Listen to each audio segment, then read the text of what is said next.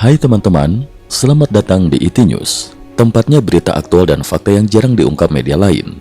Yuk dukung kami dengan cara subscribe, like, komen, dan share, supaya lebih banyak orang tahu apa yang sebenarnya terjadi.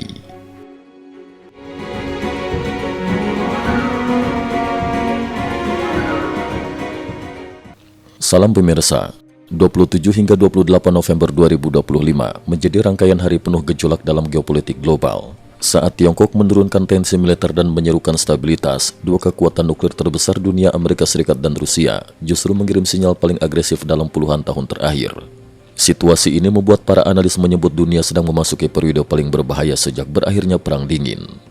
Berikut laporan lengkapnya.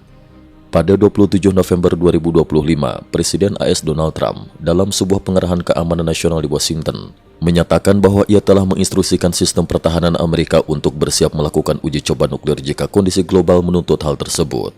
Pernyataan ini secara efektif mengakhiri praktek Zero Nuclear Test yang telah dianut AS sejak uji coba terakhir pada tahun 1992. Tak lama kemudian, Presiden Rusia Vladimir Putin memberikan respons yang sama kerasnya dari Moskow. Rusia akan melakukan langkah setara jika AS kembali melakukan uji coba nuklir. Moskow menilai tindakan AS itu sebagai ancaman langsung terhadap stabilitas global. Para analis memperingatkan bahwa pernyataan saling menantang ini menunjukkan kembalinya logika The Thrones Perang Dingin, namun dalam konteks geopolitik modern yang jauh lebih rapuh. Sejumlah lembaga studi strategi internasional menyebut eskalasi ini sebagai momen paling berbahaya sejak 1991, mengingat tekanan perang Ukraina yang belum mereda, ketegangan AS China di Indo-Pasifik, meningkatnya aktivitas militer di Timur Tengah dan Laut Hitam. Rusia buka pintu perundingan. Dalam konferensi pers di Kremlin pada 27 November 2025, Putin mengejutkan publik internasional ketika mengungkapkan bahwa Rusia telah menerima proposal perdamaian baru dari Amerika Serikat untuk mengakhiri perang Ukraina. Informasi yang dikonfirmasi oleh berbagai media internasional menyebutkan, AS memasukkan beberapa kebutuhan strategis Rusia dalam draft baru tersebut. Utusan khusus Trump dijadwalkan bertolak ke Moskow pada awal pekan pertama Desember untuk memulai pembicaraan lanjutan. Rusia bersedia menghentikan operasi militer jika Ukraina menarik pasukan dari zona persiapan tempur, istilah yang masih menuai interpretasi berbeda dari pihak Barat. Putin juga membuka kemungkinan berkomunikasi langsung dengan negara-negara G7 mengenai proses perdamaian. Para pengamat menilai perubahan sikap Putin ini tidak lepas dari dampak sanksi ekonomi yang semakin menggigit, terutama di sektor energi yang menjadi tulang punggung pemasukan Rusia. Bank Sentral Rusia merilis laporan ekonomi yang menunjukkan tekanan besar terhadap ekspor energi Rusia. Harga minyak Ural mengalami penurunan tajam setelah sanksi AS menyasar perusahaan-perusahaan raksasa Rusia seperti Rosneft dan Lukoil. Diskon harga minyak Ural terhadap minyak Brent melebar dari 17% pada Oktober menjadi 23% pada November 2025.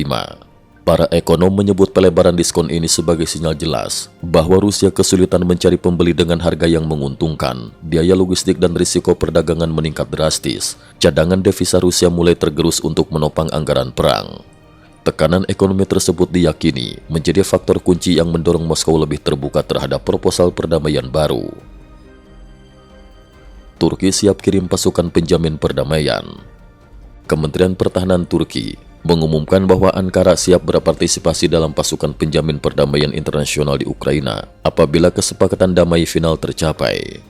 Syarat yang ditetapkan Turki: 1. Rusia dan Ukraina harus mencapai gencatan senjata resmi terlebih dahulu. 2. Misi perdamaian harus memiliki mandat yang jelas, termasuk wilayah operasi dan aturan keterlibatan.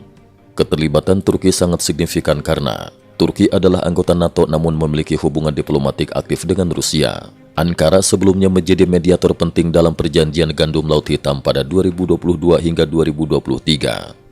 Keikutsertaan Turki memberi sinyal bahwa peta diplomatik menuju gencatan senjata semakin konkret, meski detail kesepakatan masih dalam negosiasi intensif. Sebelumnya, pada 25 November 2025, Presiden Prancis Emmanuel Macron menyatakan bahwa Prancis dan Inggris akan memimpin pembentukan pasukan penjamin tersebut.